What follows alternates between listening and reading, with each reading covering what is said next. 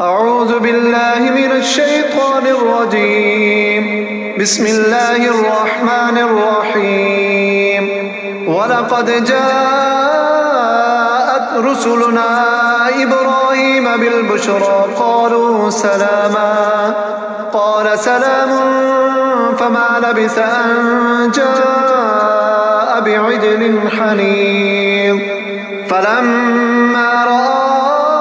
أيديهم لا تصل إليه نكرهم وأوجس منهم خيفة قالوا لا تخف إنا أرسلنا إلى قوم لوط وامرأته قائمة فضحكت فبشرناها بإسحاق ومن وراء إسحاق يعقوب قالت يا ويلتى أألد وأنا عجوز وهذا بعلي شيخا إن هذا لشيء عجيب قالوا أتعجبين من أمر الله رحمة الله وبركاته عليكم أهل البيت إنه حميد مجيد فلما ذهب عن إبراهيم الروع وجاءته البشرى يجادلنا في قوم لوط إن إبراهيم لحليم أواه منيب يا إبراهيم أعرض عن هذا إنه قد جاء أمر ربك وإنهم آتيهم عذاب غير مردود ولما جاءت رسلنا لوطا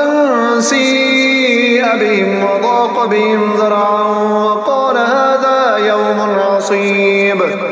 وجاءه قومه يهرعون إليه ومن قبل كانوا يعملون السيئات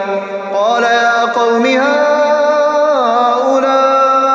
هؤلاء بناتي هن أطهر لكم فاتقوا الله ولا تخزون في ضيفي أليس منكم رجل رشيد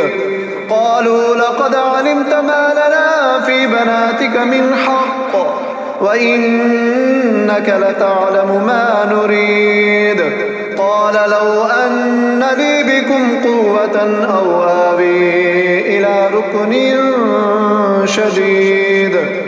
قالوا يا لوط إنا رسل ربك لن يصلوا إليك فأسر بأهلك بقطع من الليل ولا يلتفت منكم أحد إلا امرأتك إنه مصيبها ما أصابهم إن موعدهم الصبح أليس الصبح بقريب فلما جاء أمرنا جعلنا عاليها سافلها وأمطرنا عليها حجارة من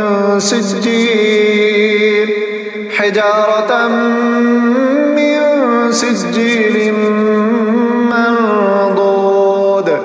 مسومة عند ربك وما هي من الظالمين ببعيد